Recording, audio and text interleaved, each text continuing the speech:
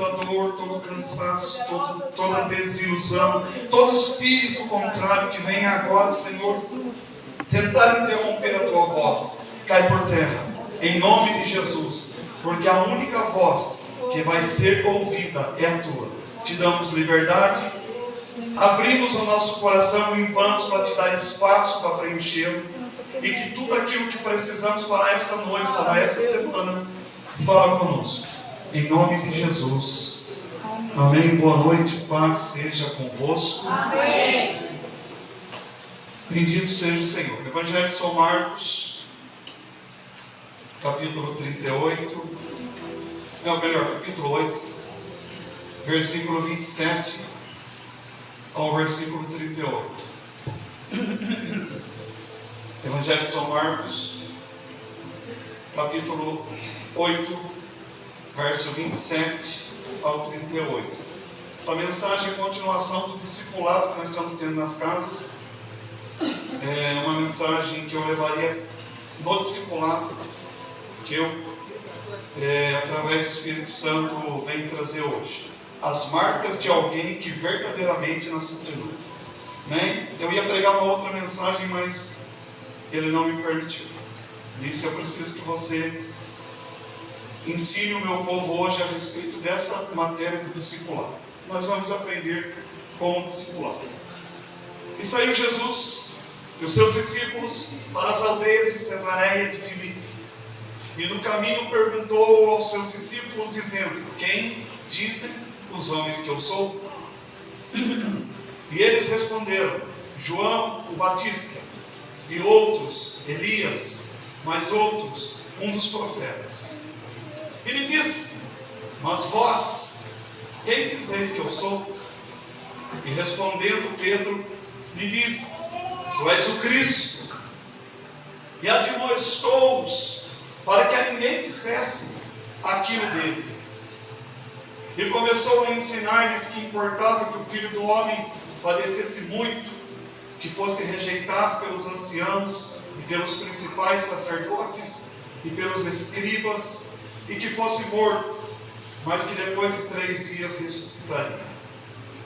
E dizia abertamente essas palavras, e Pedro o tomou à parte e começou a repreendê-lo.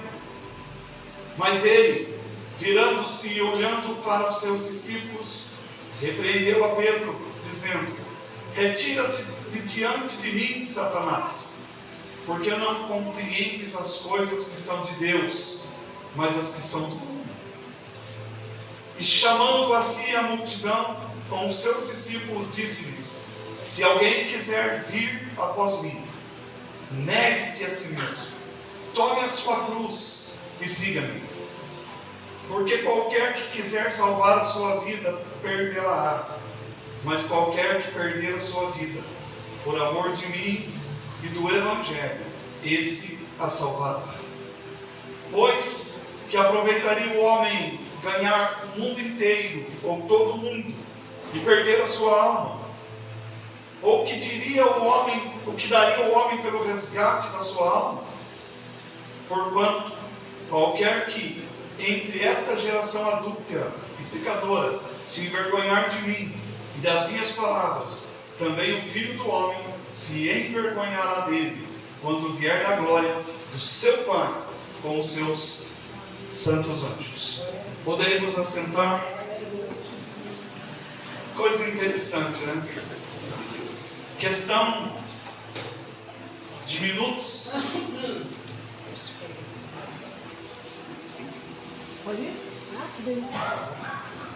As crianças até 9 anos vão para o pastor. Acima de 9 anos não é mais criança. Segundo o estatuto é junior. Junior pode ouvir a palavra. Até 9 anos com a pastora. Bom? Era assim. Para que esse cara não possa ir sozinho. Vai lá, sua avó. Vai lá, sua avó. Dá beijo você para mim. Coisa interessante. Questão de alguns minutos, a pessoa vai do céu ao inferno. Vocês já ouviram isso? O cidadão foi do céu ao inferno? Esse rapaz, eu gostaria de pedir um favor, desculpa quem está em casa, eu gostaria de pedir um favor. Irmãos, há alguns poucos, nós estamos notando alguns usos de celular novamente. Gente, não é preciso ficar falando toda hora. Então desliguem isso, porque o celular é uma falta de respeito com quem está pregando e uma falta de respeito com Deus. Já pensou você falar comigo e eu virar as costas para você, para atender uma ligação? Se eu não faço isso contigo, não faça isso com Deus. Só está autorizado a usar celular para filmar, ponto, tirar foto, não para acessar. E sabe o que destrói a nossa vida? Desobediência. A Bíblia diz que obedecer é melhor que sacrificar. Pela última vez vamos falar sobre essa porcaria. Não usem celular durante o culto. É uma falta de educação, né? O Pedro, e a gente tanto fala dele, e no final da sua vida foi para mim o segundo maior ganhador de almas. Porque o segundo maior ganhador de almas, ele ganhou 8.000 almas em 2 pregações. O apóstolo Paulo, ele foi um influenciador. Digamos que Pedro ganhou 8.000 almas em 2 estados que deu na vida dele, maravilha, foi honrado. Mas o apóstolo Paulo fundou igreja em toda a Ásia Menor. Para mim, o apóstolo Paulo ganhou muito mais pessoas. Porque em cada igreja que ele fundava, ele abria células, e as células de Paulo, ele fez pastores, Pedro não.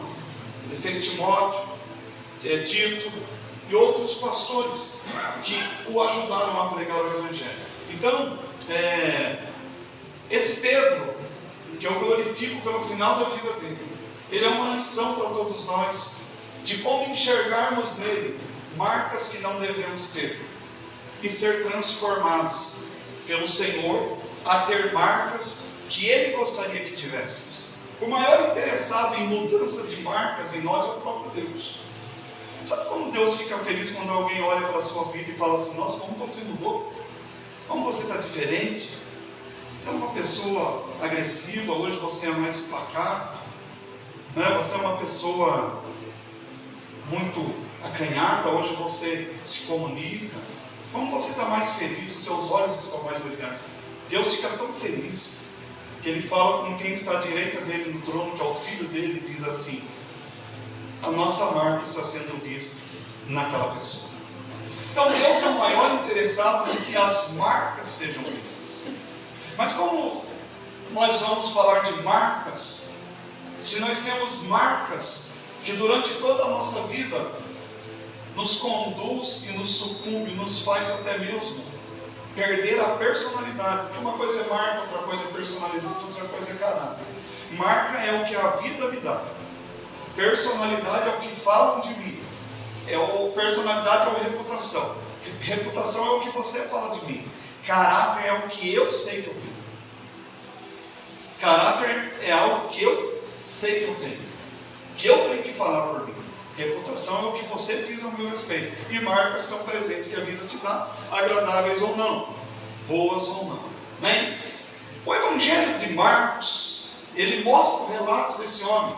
Jesus, ele chega diante dos seus discípulos, triste, porque os escribas, os fariseus, que eram os religiosos da época, estavam desprezando a sua mensagem. E ele, triste, a Bíblia diz isso ali, nós lemos no primeiro capítulo que lemos, 27, que Jesus estava marcado pela tristeza. Aí ele reúne os 12 mais queridos dele. Porque Jesus pregava para a multidão, mas compartilhava com 12. Ele ensinava 12, ele discipulava 12. Jesus não discipulava a multidão. Primeiro, porque é impossível discipular uma multidão. Segundo, porque a multidão apenas o seguia de longe. Aqueles 12 deixaram tudo para seguir. Se estavam certos ou se estavam errados, é outra história. Mas eles deixaram tudo. Deixam a peça, outro cobrador de impostos, odiado pelos judeus, porque trabalhava, era um publicano, era um servidor público, por isso publicano, para o governo de Roma. E esse servidor deixa a sua fama, a sua proteção romana, porque ninguém tocaria nele, na família dele, porque compraria uma briga com Roma. O exército, a nação mais potente daquela época. Ele deixa tudo e vai seguir Jesus. Outro tesoureiro, tanto é que ele assume a tesouraria. Depois ele vende Jesus porque amava mais o dinheiro do que a Cristo. Mas Jesus o amou. Jesus tinha ele como amigo. Quando Jesus o chama de amigo, no momento que ele beijou Jesus, Jesus não estava sendo hipócrita. Jesus estava sendo verdadeiro. Ô amigo, faz logo o que você tem que fazer. Porque Jesus, por mais que nós venhamos a falhar, Ele nunca deixa de nos ter como seu amigo. Seus filhos e aqueles que Ele veio morrer na cruz do Calvário. Aí esse Pedro, vendo Jesus naquele momento, Jesus quer saber dos 12. Primeiro Jesus faz duas perguntas. O que a multidão diz que eu sou? Aí a multidão, uns falam que o senhor é o João o Batista. João Batista, o próprio Jesus disse, primo dele. Jesus disse assim: depois de João, não houve ninguém como ele. Foi o maior dos profetas nascido de uma mulher. Por que Jesus disse isso? Maior dos profetas que teve o nascimento natural. Qual foi o único que teve um nascimento extraordinário? Jesus. Jesus não estava dizendo, mas ele estava falando, nascido de mulher. Em concepção natural, João Batista é o maior. Só que Jesus estava deixando no ar que ele era o único que tinha nascido por obra do Espírito Santo. Então João Batista só não era maior que Jesus. Mas de todos os homens que a Bíblia relata, João Batista foi o maior. Jesus podia se sentir lisonjeado. Alguns dizem que o Senhor é Elias. Elias era um profeta que gostava de fogo. Elias brincava com fogo. Estava no monte, subiu um exército para pegá-lo. Ele, Senhor, agora cai fogo do céu e mata esse exército. Consumiu o exército. Aí veio outro batalhão, não sei de qual infantaria.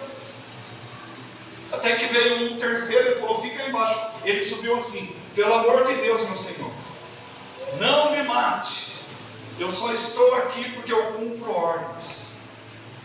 E o rei mandou eu vir a ti. Me permita chegar aí. Aí o Senhor falou para ele: não o amaldiçoe. Elias, certa vez, ele convoca uma multidão de 450 profetas de Baal, mais 450 profetas de Astarote. E ele faz um desafio àqueles homens. Vamos ver quem é Deus. Que for glorificado é Deus. Que responder com fogo é Deus. Elias gostava de fogo. Aí ele deixa da manhã cedinho até o meio-dia, eles se cortam, eles gritam, nada. Aí Elias pega o altar, não foi no mesmo altar. Deus não recebe sacrifício em altar estranho. Por isso o nascer de novo fala em uma mudança, porque Deus não recebe a adoração do velho homem. Deus não recebe, não compactua com as atitudes antes do nosso novo nascimento. Por isso precisamos mudar de vida e mudar de atitude. Meio-dia ele pega e fala assim: agora sou eu. Já passou, já deu a hora de vocês. Primeiro ele arruma um altar. Quem quer a presença tem que consertar. Ele arruma um altar. Depois que ele arruma um altar, ele pede para que seja partido o sacrifício. O sacrifício fora partido, colocado a lenha, o sacrifício sobre ela. Aí ele fala assim: enche de água. E foram jogando água até que transbordou. Ele fala: agora pega fogo. Mas Elias não é gasolina, Elias é água. Não, mas o fogo de Deus queima até água. Senhor, prova, mostra que tu és Deus. Segundo as minhas palavras, que caia fogo do céu e consuma o holocausto. O fogo caiu, consumiu. Elias tira uma faca, não era uma espada. Em Israel eu pude ver a estátua de Elias com a faca erguida. Se um dia você for para Israel, se sobrar alguma coisa depois dessa bomba, eu creio que vai, que hoje já deu um grande terremoto no Irã. Deus tem uma palavra sobre Israel. Por isso o salmista diz: orem por Israel, benditos são aqueles que te adoram. E tem gente nessa nação apoiando o Irã, chamando Israel de outras palavras aí. Deu um grande terremoto, deu níveis extraordinários de terremoto, além das bombas que estão caindo. Israel está salvando o mundo de um ataque com mísseis nucleares, e nós temos que orar por eles para que Deus os abençoe. Cai fogo do céu, consome tudo, e Deus é glorificado. Daí os adoradores caem com o joelho no chão e gritam: só o Senhor é Deus, só o Senhor é Deus, só o Senhor é Deus. Achando que ia livrar, Elias foi e decapitou todos. Todos morreram pela faca de Elias, em vingança ao Senhor. Jesus podia ficar lisonjeado. Uns dizem que o Senhor é qualquer outro dos profetas. Aí Jesus se entristece, porque ele queria que a multidão tivesse conhecido ele, em sua essência, quem ele era, sua personalidade, seu caráter, seu modo de agir ou modo operandi. Ele queria que a multidão soubesse: se aconteceu isso, só pode ser Jesus. Se ocorreu esse milagre, só pode ser Jesus. Aí Jesus, entristecido, volta-se aos 12: e vocês, quem dizem que eu sou? Ninguém responde. O que mais doeu em Jesus não foi o que a multidão pensava dele, mas foi a ausência daqueles que andavam com ele, que não sabiam quem ele era, depois de quase 3 anos de discipulado. Aí levanta um homem: Pedro, tu és o Cristo, o Filho do Deus vivo. Jesus ficou tão feliz que o abençoou. Alguns minutos depois ele continua a pregar, e ele diz assim: olha, eu vou morrer. Aí Pedro se levanta e diz: Pedro, eu creio que ele estava soberbo, porque ele falou assim: eu falei o que ninguém falou. Então eu vou falar de novo: Jesus, eu não vou deixar que o Senhor morra. Primeiro Jesus o elogiou, depois Jesus viu algo tentando entrar nele. Quando Jesus disse: sai da minha frente, Satanás, ele viu o demônio que estava entre ele e Pedro. Sai da minha frente, Satanás. Jesus não chamou Pedro de diabo.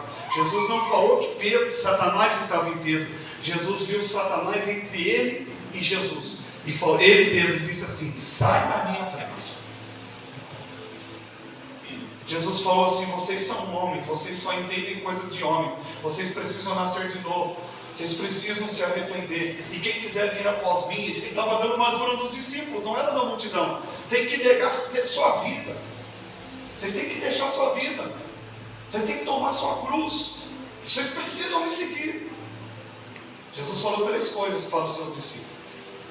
E isso ele estava ali incutando um caráter dele nos discípulos. Porque o objetivo dessa pergunta era do livro de Marcos, o objetivo de responder a pergunta: quem é Jesus? Mostrando ao mesmo tempo o caminho que os discípulos de Jesus deviam seguir. O ministério de Jesus junto aos seus discípulos foi desenvolvido com o objetivo que eles pudessem por si mesmos responder acerca de Jesus e do reino de Deus, causando marcas neles. Quem é Jesus? Para muito cristão que vem aos cultos, se você perguntar quem é Jesus, ele não sabe definir. Porque muitos confundem Jesus com o Papai Noel. Um velho gordo, nada contra, com um saco nas costas, que uma vez por ano parece para encher o saco e ficar entalado nas chaminés, depois de ter recebido cartinhas dizendo que se quer ganhar, dizendo que se quer receber. Jesus não é um Papai Noel, um presenteador, não é um coelhinho da Páscoa. E vou falar, se o coelhinho da Páscoa botasse um ovo de 1 quilo, já era coelho. Ele não sobreviveria para contar a história. Jesus não é o doente, ou a fada do dente, que você pega e negocia, joga o dente para receber uma moeda. Olha, tem gente jogando dentadura em cima da casa com a situação apertada que está no Brasil. Aí é um fadão do dente, né? Misericórdia, paga os meus boletos. Nada disso. Jesus é algo sobrenatural, vindo da parte de Deus, para transformar a nossa identidade. E nós precisamos saber responder quem é Jesus. E nós só vamos saber responder quem é Jesus quando tivermos intimidade com Jesus e ter em nós as marcas que Jesus deseja que tenhamos. E aqui ele relata 3 marcas. Primeiro, a marca da mudança de expectativas. O que é expectativa? É aquilo que eu aguardo, que eu desejo que aconteça, que eu espero que aconteça. Aí eu estou criando uma expectativa imensa, porque em nome de Jesus vai ter uma prova para que eu possa ingressar numa faculdade. Vai abrir aí vagas de emprego, vai ter licital, vai ter concurso, agora vai ter um da Receita Federal, e eu me encaixo, porque eu tenho um curso superior, um salarinho mais ou menos de 27 mil, eu vou me inscrever, vou criar uma expectativa, eu vou criar, eu vou desejar que eu entre, expectativa é algo criado. Ele agora diz que nós temos que mudar a marca, temos que ter a marca das expectativas, mudança dessa marca, mudança de expectativa. Jesus pergunta aos seus discípulos sobre o que diziam que ele era. Respondê-la pode parecer fácil. Filho de Deus, Senhor, poderoso.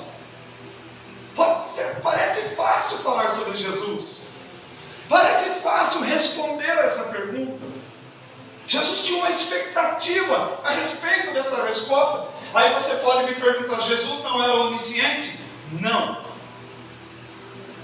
Jesus era homem.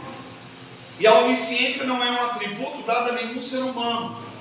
A personalidade de Jesus enquanto aqui era homem, senão ele não morria na cruz. Deus não morre. Depois que ele ressuscita, ele readquire a personalidade divina em um corpo transformado, que um dia todos nós teremos. Mas para ter esse corpo transformado no clangir das trombetas, nós precisamos mudar as nossas expectativas em relação ao nosso modo de viver. O que nos dá proteção, segurança? O que nos faz achar garantidos nos dias de hoje? Dinheiro, profissão, sucesso, fama? Nada disso.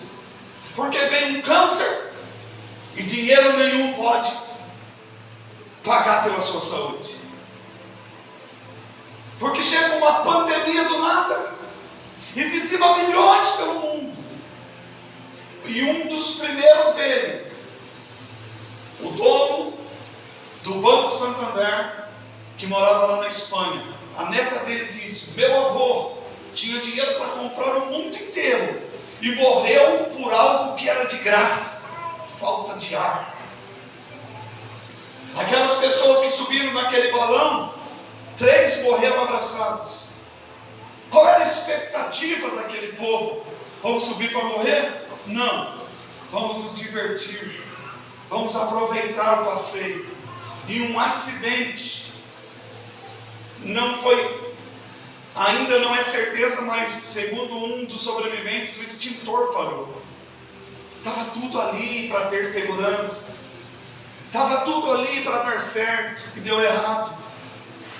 Outra vez eu vou dizer, nós não sabemos qual será o último dia da nossa vida nessa terra. Não brinque com a vida. Não brinque podendo chegar a morrer sem Jesus e perder a salvação. Nenhum daqueles 8 mortos subiu naquele balão achando que ia morrer. Nenhum deles tinha uma expectativa que era o último voo. Nós não podemos nos apegar a expectativas meramente humanas e materiais.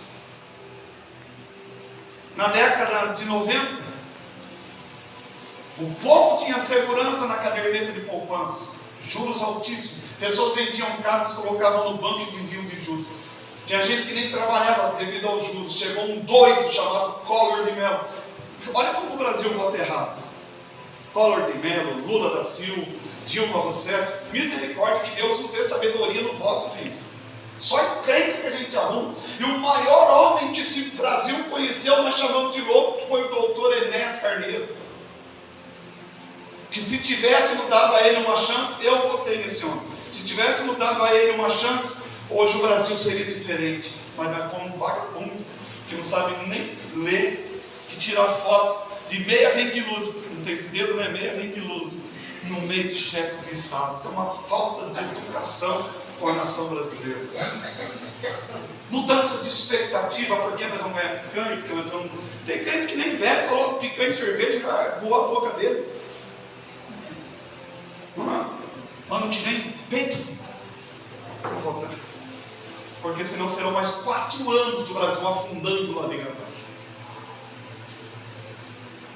Expectativa. Vamos criar expectativa, nós vamos confiar em Deus primeiramente.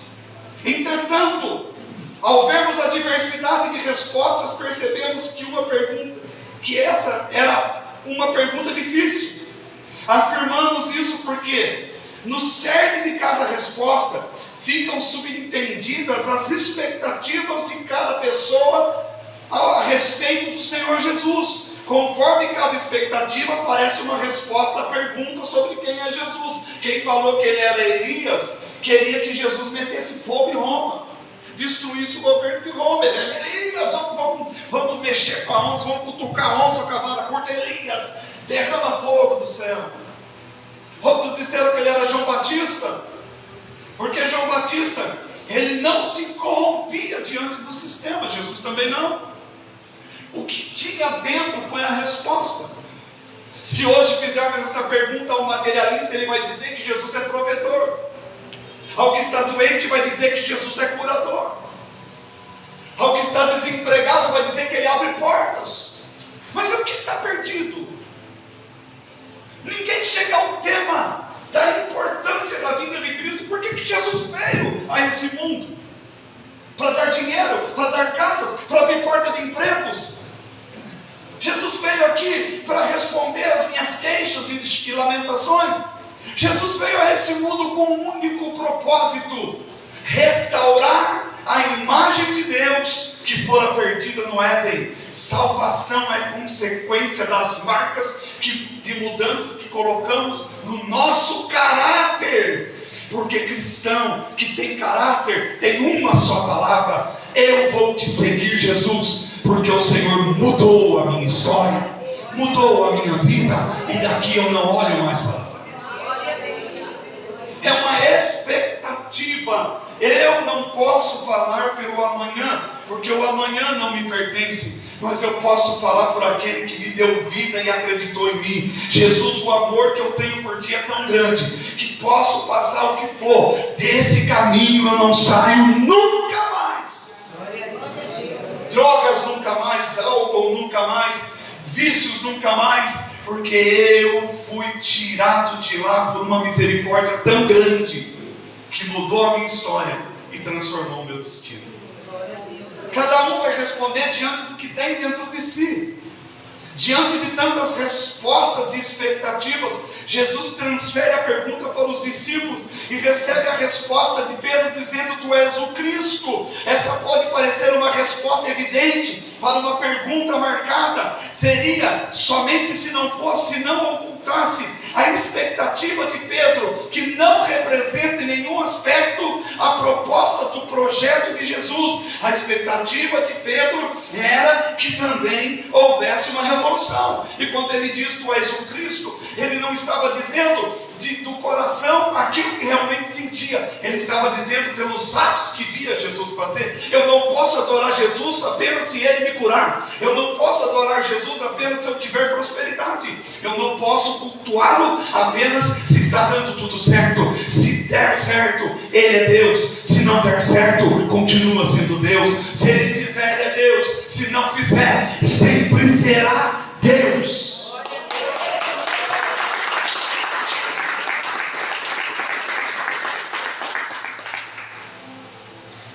A obra de Jesus, ela vem confrontar as normas da sociedade vigente, e o projeto de Jesus não pode de nenhuma maneira se encaixar na minha expectativa e na sua expectativa a respeito de como ele vai agir, a respeito de como ele vai fazer. O que eu posso fazer para ganhar minha família? Você não pode fazer nada. Apenas uma coisa pode ser feita pelos humanos: orar e confiar, orar e esperar. Quem vai fazer é ele, porque todas as vezes que eu quero resolver um problema, eu complico ainda mais. Todas as vezes que eu abro a boca, eu falo asneiras ainda mais. Todas as vezes que eu penso em agir, eu complico ainda mais uma situação que está quase ganha. Não é pela força mas pela minha palavra, diz o Senhor. Minha expectativa não interfere na solução. A minha expectativa não interfere na ação divina, que muda sem trazer dores, que muda sem trazer coisas desagradáveis. A expectativa não está em Deus, porque Jesus não é expectativa, Jesus é solução.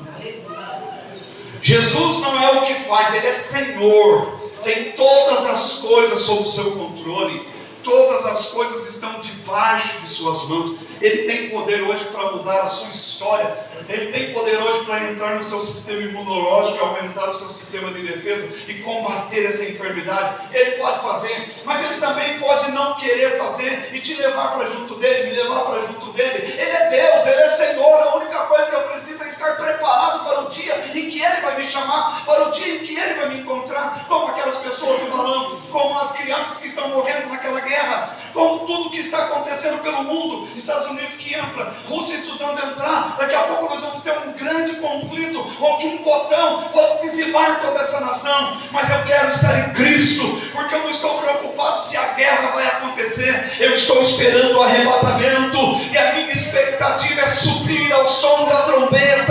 Por isso, desse caminho nós não podemos nos desviar. Não importa, o petróleo vai subir, vão fechar uma passagem que 21% do petróleo do mundo passa por aquela passagem. Vai subir tudo, vai ficar tudo mais caro.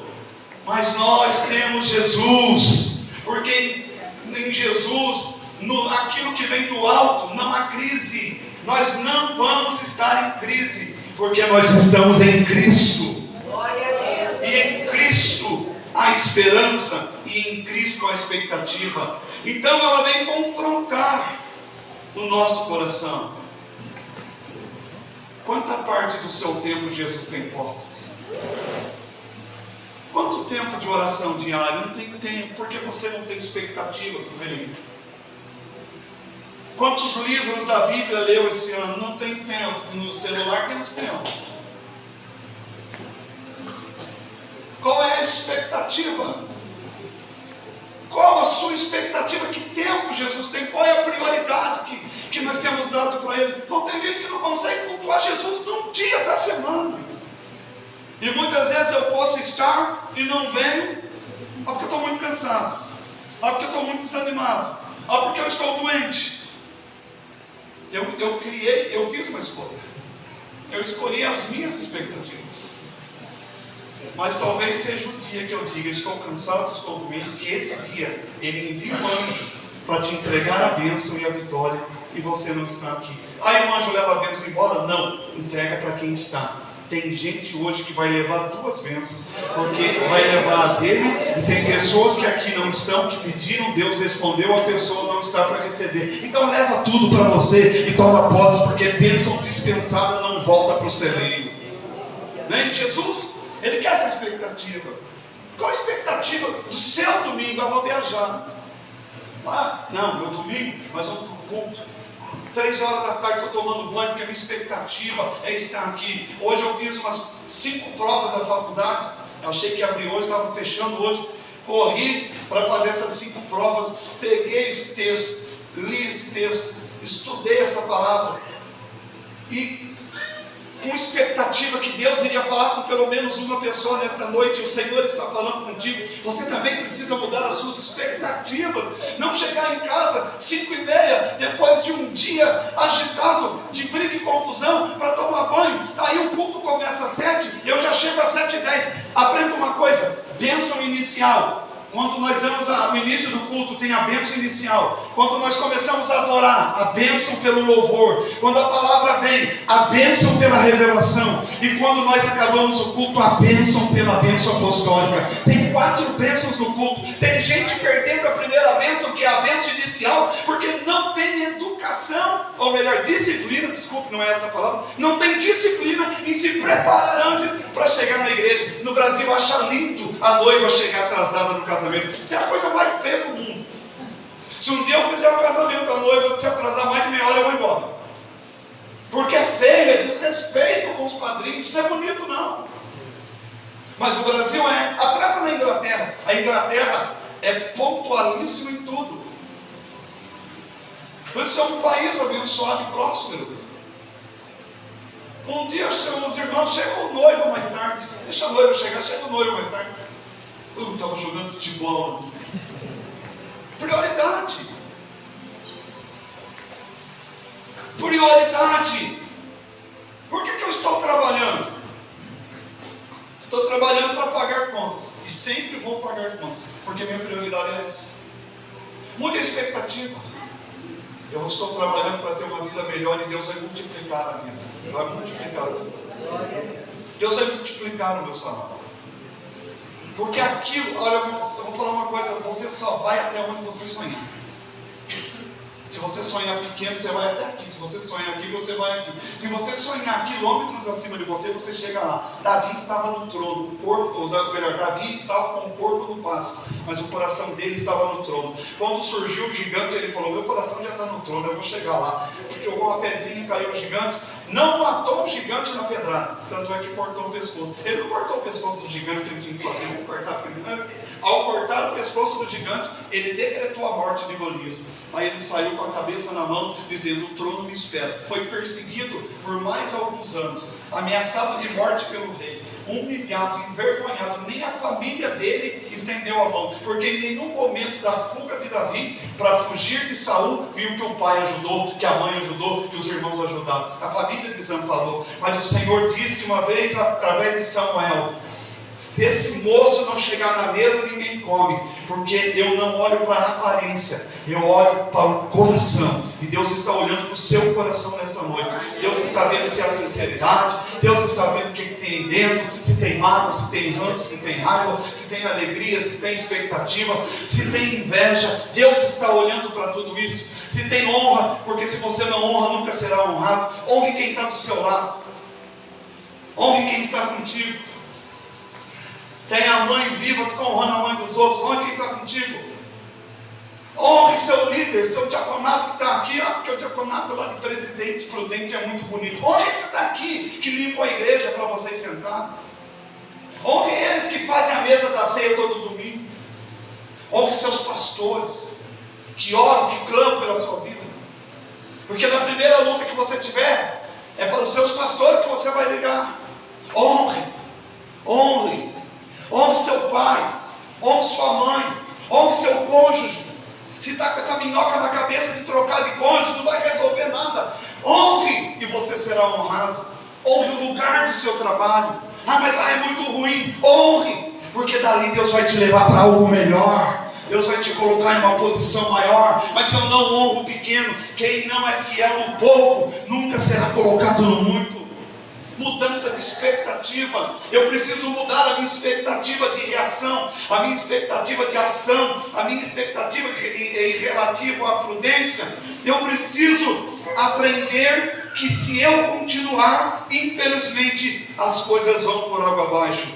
O projeto de Pedro era o oposto ao projeto de Jesus. O projeto de Jesus se opõe a tudo isso que nós estamos falando. Somente assim, quando Jesus é prioridade. Por isso Mateus capítulo 6, versículo 33. Busque. Vou buscar. Com sede. Vou buscar água. Busque. Deseja ardentemente em primeiro lugar o reino de Deus, pelas coisas do alto. E não apenas buscar o reino, mas a justiça do reino. Seja leal, seja justo, seja verdadeiro, seja fiel, seja grato. Porque quando eu busco a justiça do reino, Deus que é justo me abençoa, porque eu estou buscando a sua justiça. Mas busque em primeiro lugar, priorize as coisas do alto. Porque quando eu priorizo as do alto, Ele coloca em ordem as da terra. Quando eu priorizo as do céu, Ele coloca em ordem as materiais.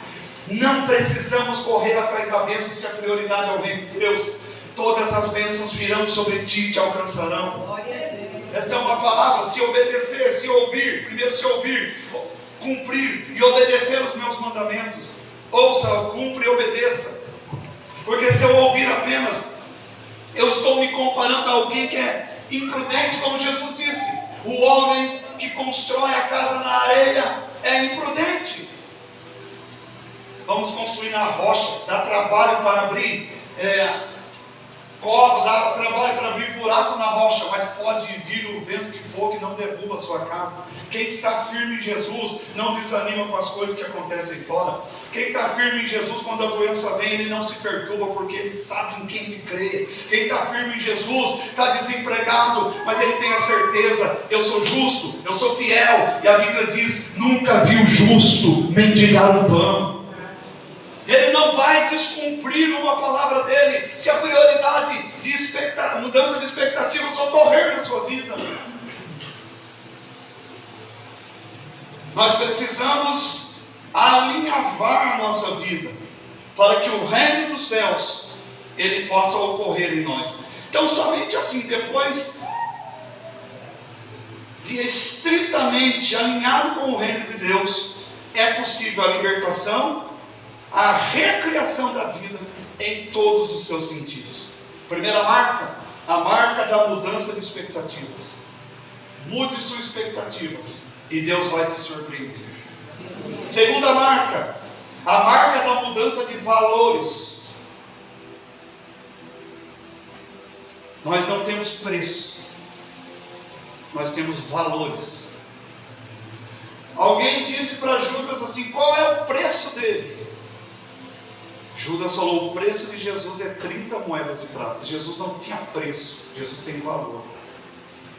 Quem tem preço se vende, quem tem preço se corrompe. Quem tem valor mantém-se em íntima integridade consigo próprio. Valor não se negocia.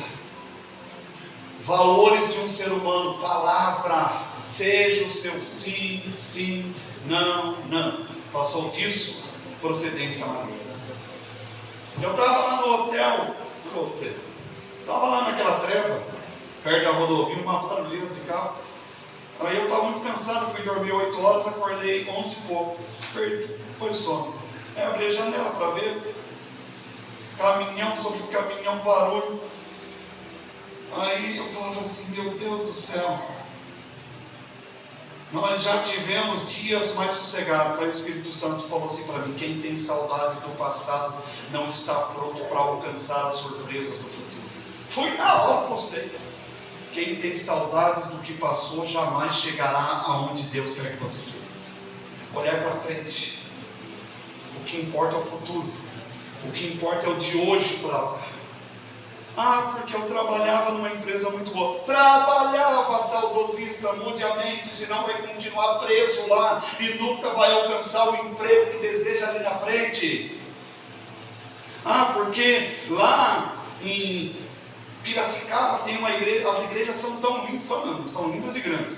Ah, queria tanto, eu morei lá, saudade traz o seu coração para a igreja de Flórida Paulista, porque talvez hoje não seja o que você espera, mas o que esperar do homem não significa o agir de Deus, é Deus que vai agir. Deus está curando o caráter, queridos, Deus está mudando personalidades, Deus está distribuindo em nós conceitos do céu, para que nós possamos ser transformados por Ele. Glória a Deus. Eu tenho muito cuidado com isso. Nós estamos aqui nas casas que nós vamos fazer discipulado, nós estamos formando nossos círculos de amizade. Quem chega perto, a gente está se aproximando. Irmão Zé, nós já fomos lá tirar uma boia, não convidou, senão eu falei: nossa, a gente conversa depois do culto, falou uma série da irmã Fátima, na casa da Jéssica. Nós estamos criando um círculo de amizade. Tem discipulado da sexta-feira, a gente não sai antes da meia-noite. E fica e come, conversa, depois do discipulado. Não sai antes da meia-noite. Coitado do Davi, queria que eu até jogasse videogame com ele. Falei com ele agora, nessa sexta, que eu ia viajar. Foi na quarta, eu ia viajar, estava meio corrido. Mas a Cecília está aí para jogar por mim. Então nós estamos criando círculos. Mas muitas vezes é preciso ser seco. Muitas vezes é preciso saber falar não. Perca as amizades. Se você quer manter as amizades, fale sim para tudo.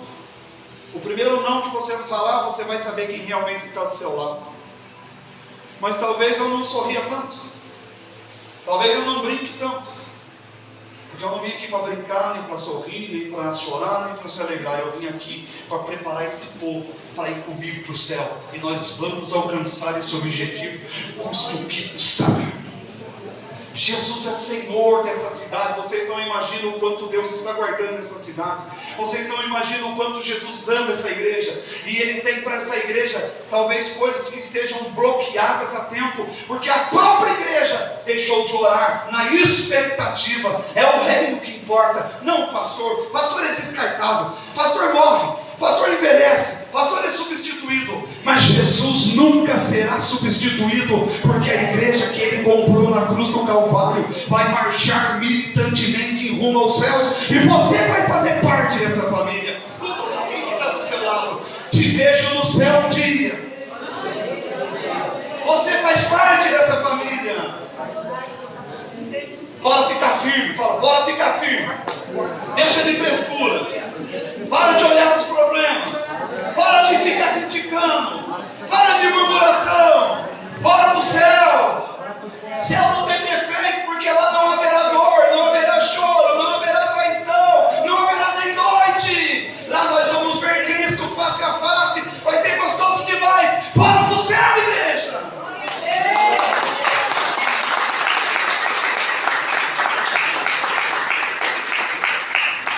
Jesus não quer que ninguém seja iludido.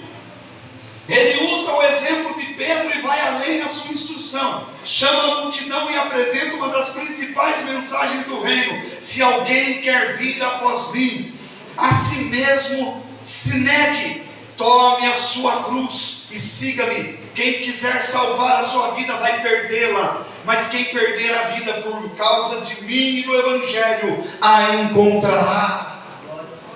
Eu já perdi minha vida, não tem mais graça, festa não tem graça. Nos dias de folga lá, uma pescaria aqui, outra pescaria ali, mas o nosso prazer é o discipulado, é o culto, é o ensino, é a conversa com os amados. Meu irmão, não faço nem questão em sentar, salvo uns assenteiros na roda, vocês querem que eu assentar em roda de ninguém, mas como é bom ouvir alguém dizer: pastor, Jesus me curou, Jesus me curou, Jesus mudou minha sorte, Jesus abriu minha vida. Expectativa nós mudamos, agora temos que mudar os valores. Jesus pretende aqui uma mudança de valores para os seus discípulos. Não existe maneira de seguir Jesus sem negar a sua vontade. Não dá para seguir Jesus e quando tiver uma festa junina e enfiar lá para adorar Pedro, Tiago e João. Isso é idolatria. Não dá para pegar na época da festa junina, vestir nossas crianças de caipira. Vocês não imaginam a maldição que é isso. Fogueira. Tem uma passagem na Bíblia. Os homens cortam lenha, fazem fogo. As mulheres amassam a massa para fazer bolinhos. Fogueira para celebrar. No acender da fogueira, um Deus está sendo celebrado. É uma invocação ali geral. Além do culto a três deuses, a três supostos santos que nunca pediram para ser santos. Aí o cristão está lá, e o casamento destruído, porque um desses primeiros santos que dizem ser cultuados é o santo casamenteiro. Mas eu nunca vi tanto divórcio acontecendo no mundo. Aí bota o Antônio de cabeça para baixo. Teve uma mulher que ela pegou a figura do mestre dos magos. Você lembra do mestre dos magos, da caverna do dragão? E ela achava que era o Santo Antônio, ela fazendo um pedido ali. Então ele falou assim: sou eu não. Ela virou o mestre dos magos de cabeça para baixo, deixou lá: enquanto eu não casar, você fica aí. Por isso que não sai da caverna do dragão. Por isso que fica preso lá. Aí vai lá para a festa. E o demônio vem toda junto. Isso, crente, vem. Dá bolinho, crente. Canjica. A gente pode comer canjica o ano inteiro. A gente pode comer bolinho o ano inteiro. Mas quer comer no dia da festa. Isso não tem nada a ver. Aí você tem tudo a ver. Sabe o que leva a gente para o lado de fogo? Isso não tem nada a ver. Ah, não separar não tem nada a ver. Ah, não trair não tem nada a ver. Mentir não tem nada a ver. Falar palavrão não tem nada a ver. Tomar umazinha, tem que tomar nenhuma, não vai tomar refrigerante. Toma água. Por que o cristão tem que beber um landau movido a álcool? Não tem que fumar, não. Eu estou diminuindo, não tem que diminuir, tem que parar. Só um pouquinho do meu testemunho. Aquele dia eu fui na igreja depois da overdose e Deus me visitou. Cheguei em casa, peguei o cigarro e falei assim: não fumo mais essa porcaria. Peguei a cervejada, garrafa, quebrei tudo. A pastora assim, com os demônios nos olhos, tudo olhando. Quando chegou na cocaína, ela me demoniou. Peguei isso assim, quem chega nessa porcaria aqui em casa não. A partir de hoje eu estou liberto disso.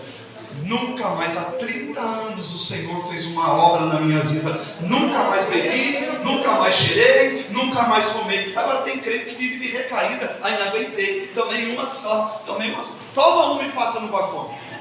Toma uma e passa no bafome. Vai dar uma alteraçãozinha. Às vezes a gente está viajando assim, demora, né? Saiu cedo. Aí tomou um cafezinho, está na viagem. O guarda fala: gente, a gente fala: nossa, nem escoveu o fim depois do café, será que vai sair o bafome?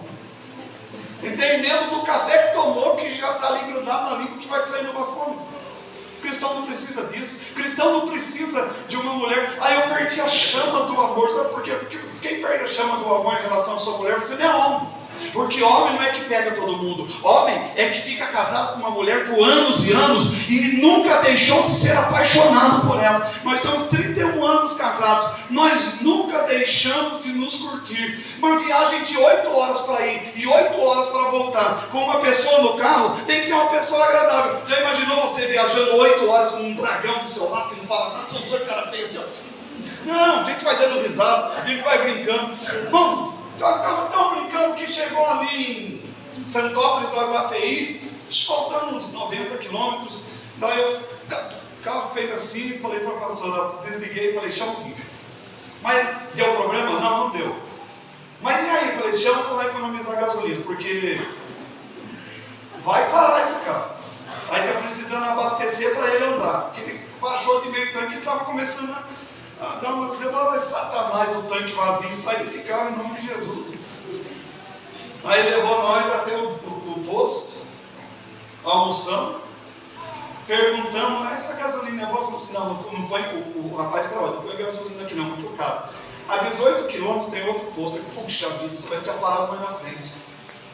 Chegamos nos 18 quilômetros, é uma gasolina, deu embora.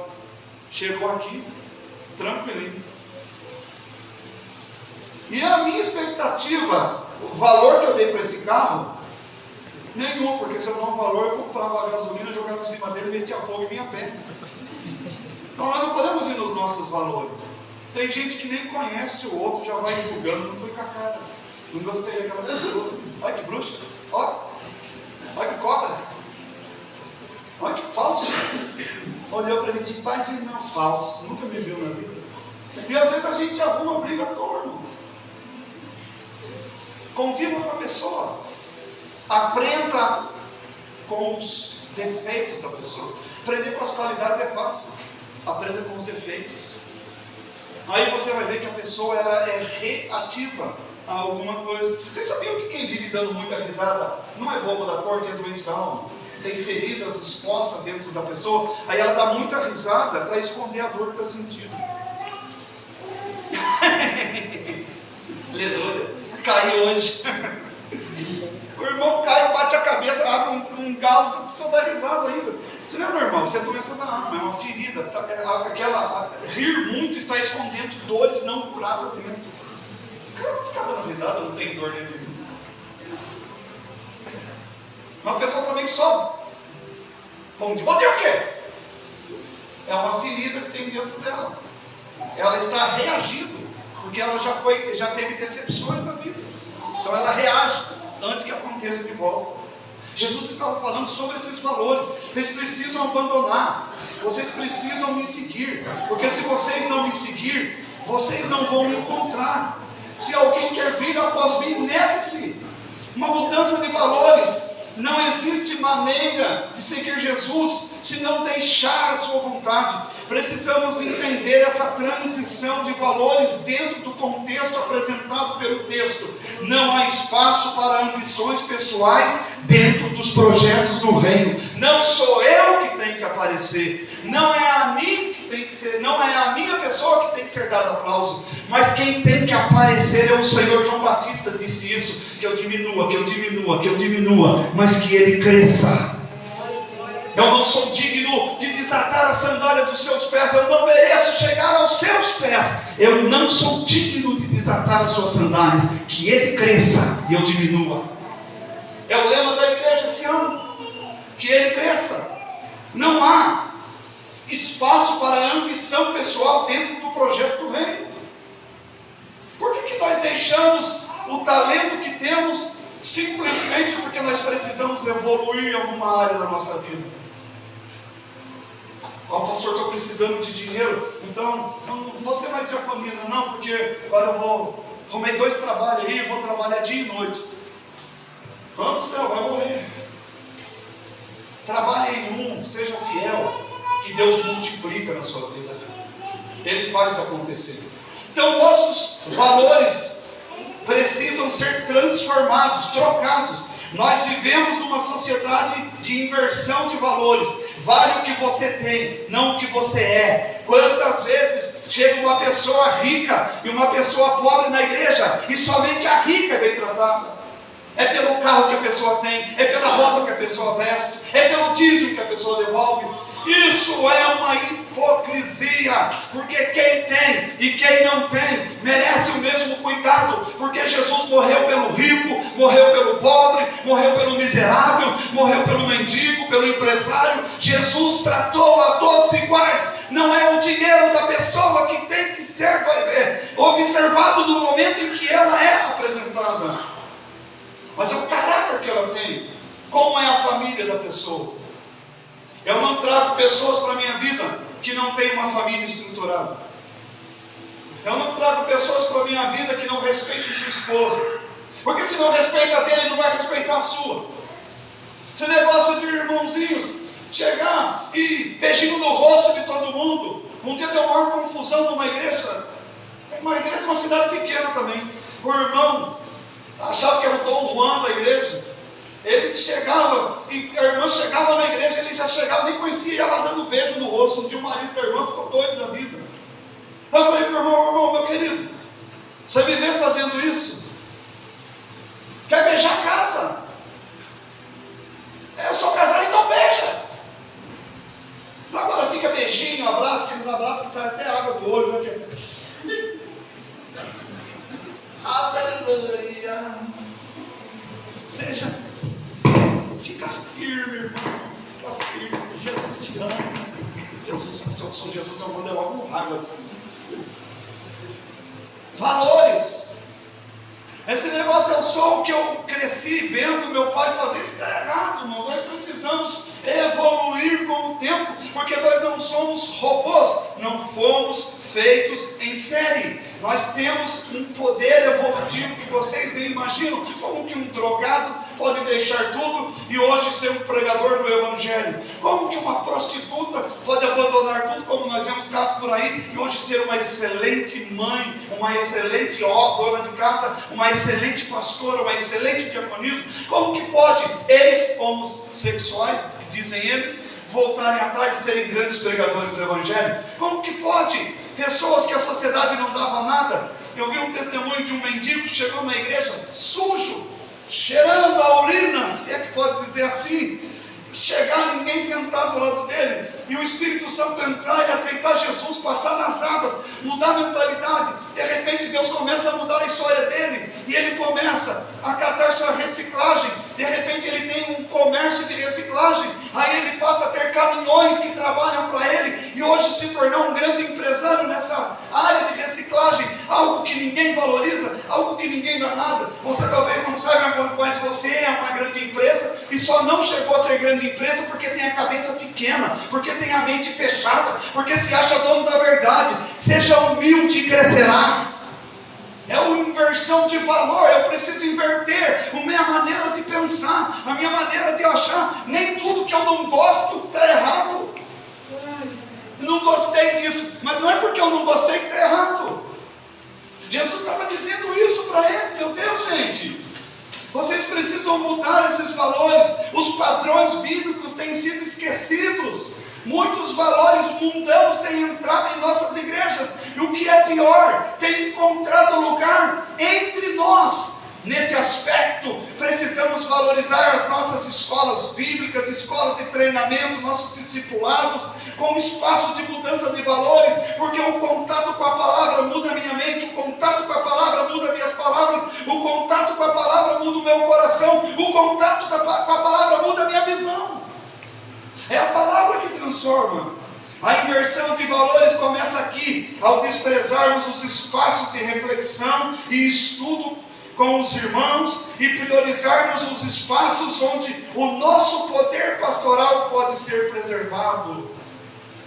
Mas, deixa para lá. Vamos falar de glória. É glória com aleluia. Eu já ouvi muito isso.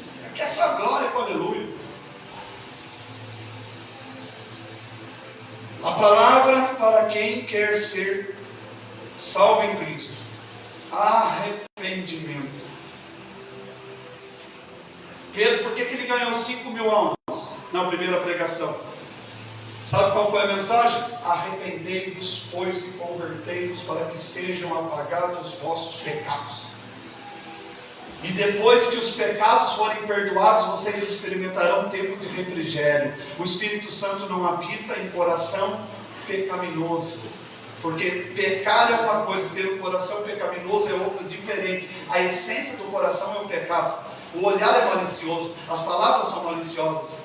Tudo para essa pessoa é malicioso. Então Jesus aqui está falando, mude de valores. Primeiro, a marca da mudança de expectativas. Segundo, a marca da mudança de valores. Terceiro, a marca da mudança de atitudes. Diante de todos os desafios propostos pelo texto, nós somos chamados a mudar a nossa atitude. Constantemente tomamos uma atitude de omissão diante de tantas coisas que ferem as nossas crenças e ênfases bíblicos. A pandemia criou nas pessoas um senso errôneo, que não precisam de Deus nem frequentar uma igreja. As pessoas acham que não precisam frequentar uma igreja, porque a Bíblia diz que eu sou a igreja. Não está escrito isso na Bíblia. Não está escrito na Bíblia. Não, pastor, está escrito lá, sois o templo do Espírito. Templo, santuário. Está escrito templo. A palavra original é santuário. Qual a diferença de santuário para templo? Templo é estrutura física. Santuário é o lugar da intimidade. Estrutura física, santuário. É aqui que nós louvamos. É daqui que Deus fala. Templo, estrutura física, santuário, nosso coração. É onde o Espírito habita. Mas se eu não tenho comprometimento com esse santuário, o Espírito Santo sai, porque ele é educado. Ele não fica onde ele não é bem-vindo. Ele não fica onde ele não pode ficar. Então nesta noite, mude também suas atitudes. A Santa Ceia tem sido desvalorizada. Quantas pessoas já que aceitaram Jesus não vêm culto de ceia? Irmãos, a palavra é: analise o homem, depois coma. É uma ordem, imperativo. Analise, depois coma. Quem aceitou Jesus tem que comer. Eu como para a salvação, eu como para a perdição. Mas e se eu não comer? Quem não participa da ceia, Jesus voltou, você está perdido, irmão. Está perdido, irmão. A Santa Ceia, ela não cura, não liberta e não transforma ninguém. Santa Ceia representa apenas uma coisa: tenho comunhão com Deus, Deus tem comunhão comigo, tenho comunhão com a igreja tem comunhão comigo. É comunhão, koinonia, tudo em comum, tudo como Ele deseja. Então a Santa Ceia tem sido aterrorizada, o dízimo tem sido sonegado. Eu não acredito nesse negócio de dízimo, mas como que eu não acredito? Nós acreditamos em salvação? Ninguém acredita em salvação? Está todo mundo aqui perdido? Você acredita em salvação? Amém. Está na Bíblia? Sim. Está ou não está? Sim. Fala como crente forte, está na Bíblia. Sim. Você acredita em cura? Sim. Tem muitas curas na Bíblia, não tem? Sim. Se está na Bíblia, eu preciso crer. Você acredita que a Bíblia é a palavra de Deus? Sim. Vamos lá. Libertação está na Bíblia? Sim. Você acredita? Sim. Batismo com o Espírito Santo está na Bíblia? Sim. Vida eterna está na Bíblia? Sim. Dízimo está na Bíblia? Sim. E por que não cumpre? E por que é omisso? E por que está fazendo de doido? Não está na Bíblia. Quem tirar uma só das minhas palavras, todas as pragas escritas nesse livro alcançarão, está escrito no Apocalipse. Isso, eu não estou enganado. Tem sido sonegado porque eu acho que não é necessário. Lembra do vídeo? Não é trazer o meu dinheiro para o altar. É uma parte da minha vida que eu coloco no altar de quem é dono da vida. E o dono da vida diz: eu sou aquele que dou a vida e a dou em abundância. Onde eu trago parte da minha vida, porque Ele me deu saúde o mês inteiro, Ele me protegeu o mês inteiro. Quando eu sou fiel a isso, Ele multiplica a vida sobre isso. De novo, esse mês baixou mais um pouco a conta de água e luz lá dentro. Bom, não pode ser lá, não fico triste não. Gente, esse carro deu uma pipocada lá, mas esse mesmo carro nós viemos 600 quilômetros, porque sim, Itapé vai muita volta para chegar aqui. 600 quilômetros, eu andei mais com esse carro para vir para cá do que para ir para lá, para Sorocaba. Veio com 6 cachorros, 3 pessoas, 3 gatos. E ele não deu problema nenhum, porque Deus sabia que esse carro não podia pifar com 6 cachorros dentro. Onde é que nós iríamos colocá-los? Deus sabia que esse carro não podia pifar, porque nós seríamos multados, no mínimo multados. Ficar 8 horas com os cachorros dentro do carro, imagine. Deus nos preservou daquela. Aí essa pequena interrupção que teve, passou o raster, falei, nossa, vai sair um monte de peça. Só saiu uma coisa, defeito na mistura ar-combustível. Provavelmente bomba de combustível. Aí eu falei para o pastor, não, eu não vou trocar agora não. Apaga aí apaga o bagulho. Apagou o problema no raster. Colocamos um aditivo, colocamos uma gasolina melhor. Viemos embora. Aqui em Santópolis ele resolveu. Eu encostei ele. Nós paramos. Na via das dúvidas chama o bicho. Nunca brinque com a sorte. Na dúvida, chame socorro. Nunca brinque com a sorte. Na dúvida, vai orar, chama Jesus. Ele ajuda. Deus sabia. Eu não quebrei para vir com os cachorros. Deus te protege na hora mais necessária. E quando o problema vier, Ele sabe que você vai dar conta desse problema. Eu disse para o pastor uma coisa. Quando nós estávamos em Itapeva, as lutas eram para impedir que nós chegássemos aqui. Ou seja, as lutas eram para impedirem o sucesso e a prosperidade. As lutas de Flórida Paulista são ao contrário. É para impedir uma mudança de posicionamento. Nós, carro quebrou, nós ficamos chateados, ficamos. Deu uma vontade de meter fogo? Deu uma vontade. Deu uma vontade de quebrar? Deu uma vontade. Mas nós sentamos, voltando, caminhando, não dissemos um ar, porque tem hora que é melhor calar do que abrir a boca e murmurar, porque a murmuração afasta a vitória. Passou, chegamos aqui. Se ele quiser quebrar agora, o problema é dele. Mas nós vamos trocar essa peça mês que vem. E daqui a pouco nós vamos trocar a carcaça do carro. Não tem mais nada para trocar.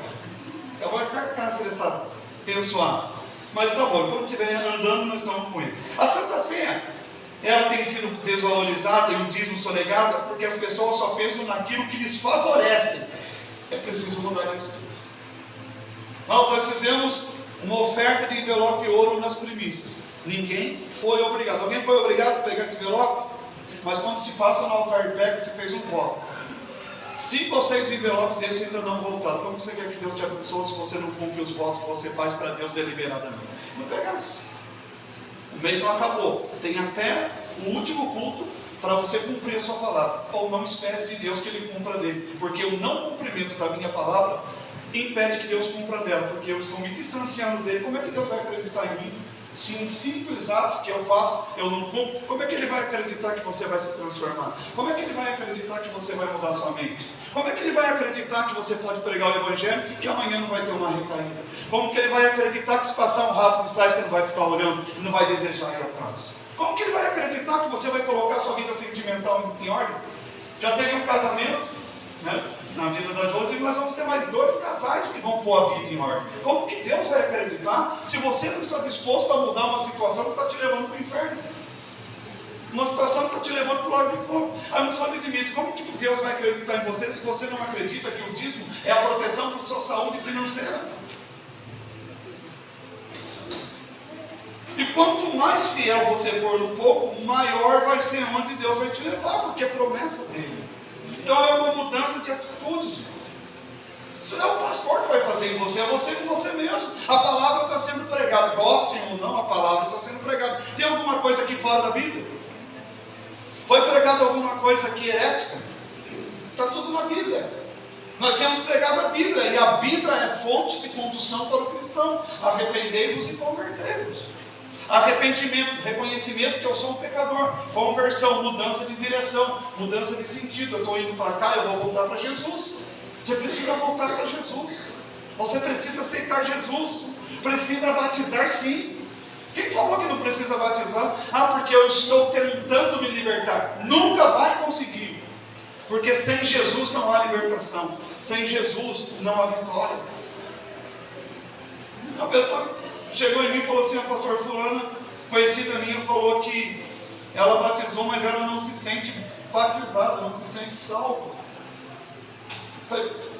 Vamos fazer um discipulado com essa pessoa. Se for o caso, a gente joga na água, não vai valer nada, porque o batismo dela já valeu. A mente que não ainda aceitou, não resetou o tic-tac. Quando está pau no computador, o que tem que fazer? Reseta tudo e formata. Então temos que resetar a nossa mente. Quem fomos não interessa mais. Os pecados que cometemos ficou para trás. As pessoas que nos agrediram, já passou, perdoa, liberta, está aí guardando mágoa à toa. É uma mudança de atitude. Perdoa essa pessoa, ore por ela. Jesus disse assim: orai por quem te persegue, abençoai quem vos amaldiçoa. Deixa que a justiça é do Senhor. Ele não se vinga, Ele faz justiça. Não demora, porque Deus tem um tempo dele. Minha mãe orou 10 anos para que eu me convertesse. Já pensou se ela desistisse? Já pensou se ela mudasse? Talvez o Evangelho não tivesse chegado a vocês. Então, queridos, tudo tem um tempo. Para concluir, Jesus é o nosso exemplo maior de educador. Jesus é professor. Jesus é mestre, por isso chamavam de mestre. Isso nos é demonstrado nesse texto do Evangelho de Marcos. Marcos nos demonstra que podemos ter esperança no projeto de Jesus. Basta o colocarmos como padrão no excesso ensino-aprendizagem. Professores sabem o que eu estou dizendo. Há um processo ensino-aprendizagem. Mas como eu vou ensinar se eu não aprendo? Como que eu vou aconselhar se eu não ouço? E esse processo ensino-aprendizagem, certamente as coisas serão bastante diferentes. Que estejamos dispostos a mudar de expectativas, de valores e de atitudes. Que a nossa boca proceda bênção e não maldição. Que o nosso ensino seja abençoador. Que sejamos pastores, membros, líderes comprometidos com o padrão de ensino de Jesus. Hoje eu não vou no culto não, mas Jesus não disse: hoje eu não vou na culto porque o fulano um dia não vai me dar prioridade. Jesus não disse: hoje eu não te protejo.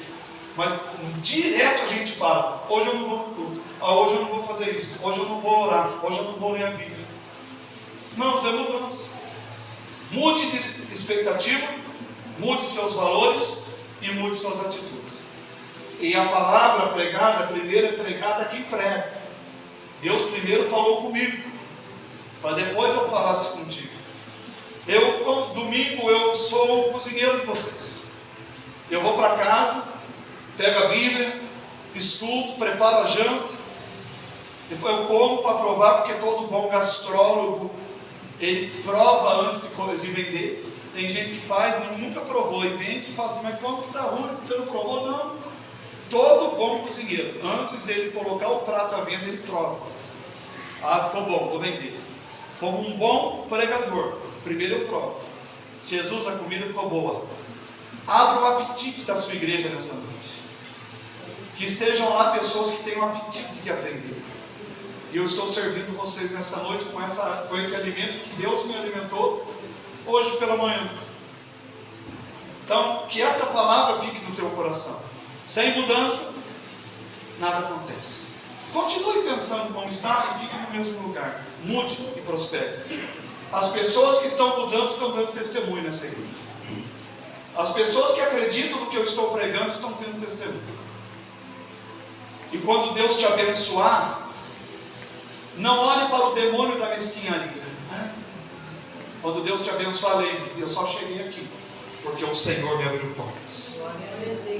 Eu só sou quem eu sou porque o Senhor me abriu portas grandiosas. Quem pode, fique em pé, por favor.